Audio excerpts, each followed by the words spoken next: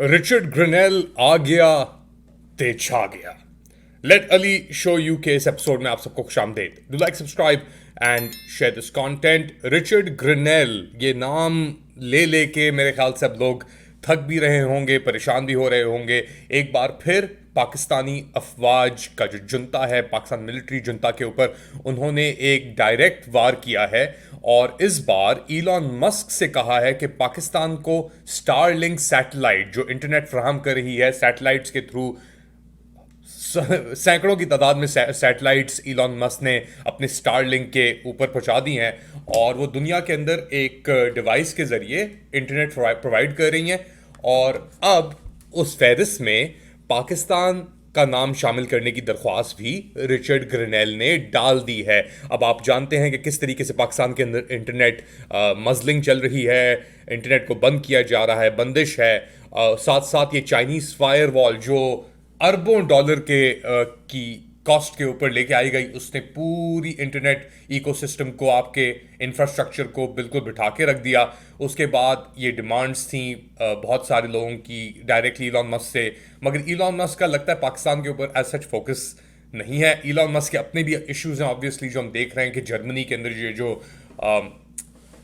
Attack हुआ, हमला हुआ, एक साबिक मुस्लिम एथियस्ट ने जो किया, सऊदी अरेबिया से आया था, वो इसराइल का सपोर्टर था, जायनिस्ट था, उसने ये जो क्रिसमस मार्केट के अंदर अटैक किया, उसके बाद इलॉन मस्क ने और एस एक्स ने उसका अकाउंट टेम्परेरली बंद किया और फिर जितनी भी पोस्ट इलॉन मस्क के हिमायत में नेतन्याहू के, इसराइल के, उन सबको स्क्रब कर दिया, यानी डिलीट कर दिया।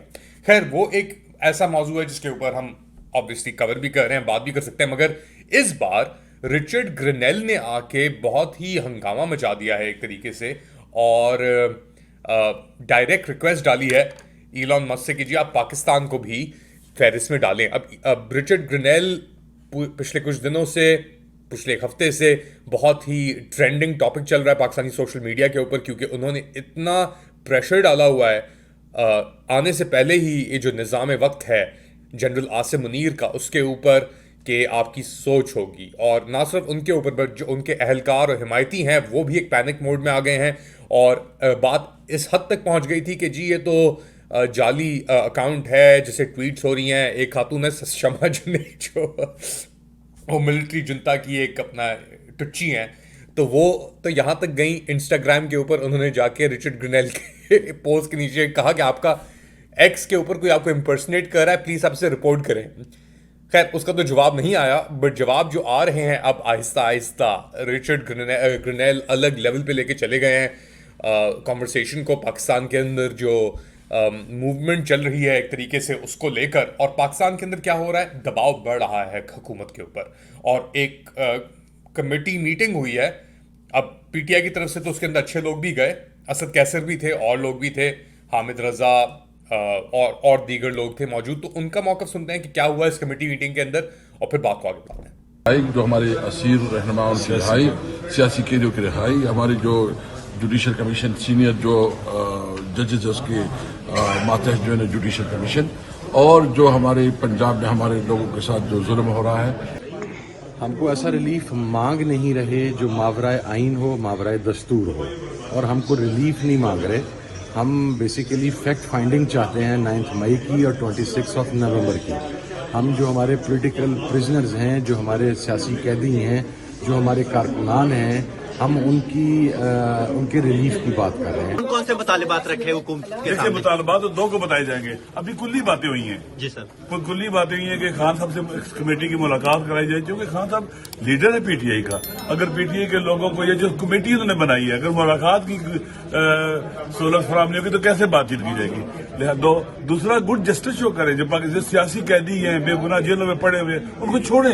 तो ये थे वो मेंबर कमेटी के अंदर जो बात कर रहे थे पहली बार, for the first time, between हुकूमत और पाकिस्तान तहरीक इंसाफ के। और सवाल एक ही बनता है, गोली क्यों चलाई, गोली क्यों चलाई, और जो दो नुक्ते हैं उनको आगे क्यों नहीं बढ़ाया गया।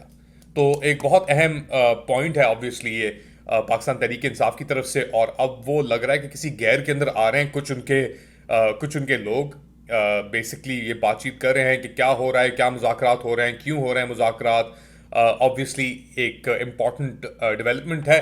हमने सुना असद कैसर से, हमने हामिद रजा साहब से सुना, हमने मुफ्ती साहब से सुना, और दूसरी जानिब पाकिस्तान तहरीक इंसाफ के जो आरिफ अलवी हैं वो फाइनली उन्होंने मुलाकातें की हैं जाके केपी के अंदर जो लोग इंजर हुए थे, जिनको गोलियां लगी थी, उनके हवाले से जाके बात की है और एक पैरेलल ड्रॉ किया है।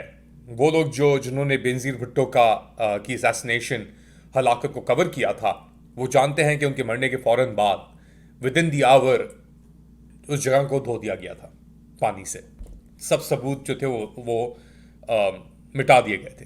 तो अब क्या रद्द-ए-अमल है, क्या कह रहे हैं आरिफ अलवी, उनको भी सुन लेते हैं। डी चौक पानी से धो दिया तो जिस तरह से बेनज़ीर की शहादत के बाद यूनाइटेड नेशंस ने कहा, सब ने कहा कि सारा एविडेंस मिटा दिया गया, उसी तरह से डी चौक पर सारा एविडेंस मिटा दिया गया। ये जनाब इनकी गाड़ियों पर फायरिंग होती रही, इनको मारने की कोशिश की जाती रही।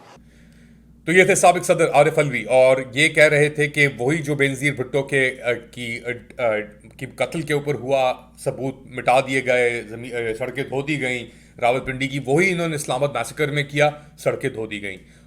मगर ये इतना बड़ा जुर्म है कि ये छुप नहीं सकता। और अब तो मतियुल्लाह जान की एडिशनल रिपोर्टिंग भी आ गई है कि 26 नवंबर रात से पहले के जो डॉक्यूमेंट्स थे पिम्स अस्पताल के, Pakistan institute of medical sciences के, उसके अंदर 84 के करीब बुलेट वुंड्स थे। अब इसके बाद वो जो कलिंग और किलिंग शुरू हुई थी इस्लामाबाद मैसेकर की, वो इसके बाद आके हुई थी। तो आप अंदाज़ा लगा सकते हैं कि कितना बड़ा ये एक धचका है कौम के लिए और अवाम के लिए। और इस इन्वायरमेंट के अंदर जो रवैया है कुछ पाकिस्तान तहरीक इंसाफ लीडरशिप का, अब ऑब्वियसली हुकूमत के अंदर भी है, वो प्रोविंशियल हुकूमत के अंदर हैं, केपी की हुकूमत वो संभाल रहे हैं, मगर उस सानहे के बाद से लेके अब तक अली अमीन गंदापुर का जो किरदार है, और अब तो वीडियो जो आई है कि एक कैबिनेट पूरी एक फेडरल मीटिंग हुई है जिसके अंदर ये जो 16 पाकिस्तानी अफवाज पाकिस्तान के सिपाही शहीद हुए हैं, वाना के अंदर, वजीरिस्तान के अंदर, तो दुआएं पड़ी जा रही हैं, सब बैठे हुए मिनिस्टर वहाँ पे, वो भी बैठा हुआ है अली अमीन गंदापुर मोहसिन नकवी के साथ। तो वो जो बंदा जो कह रहा है कि गोली क्यों चलाई, उस बंदे के साथ जिसने गोली चलाई अलेजिडली क्यों बैठा है इस तरीके से? क्या ये स्टॉकहोम सिंड्रोम है जो अफ्लिक्ट कर रहा है अली अमीन गंदापुर को? क्या ऐसी मजबूरियां हैं जो पाकिस्तान तहरीक इंसाफ के लीडर्स को इतना भीगी बिल्ली जिन्होंने बनाया हुआ है? अब उसके अंदर ऑब्वियसली जो पाकिस्तान तहरीक इंसाफ के बाहर के लीडर जो हैं, गौहर खान साहब का किरदार ही बहुत ही मशकूक है इसके अंदर। एक आप जानते हैं कि उन्होंने पिटिशन फाइल की थी मजिस्ट्रेट के साथ नवंबर 26 नवंबर के वाक़यात के ऊपर, इस्लामाबाद मैसेकर के ऊपर, और नामजद किया था। उसके अंदर उन्होंने शहबाज शरीफ को, मोहसिन नकवी को और दीगर और लोगों को।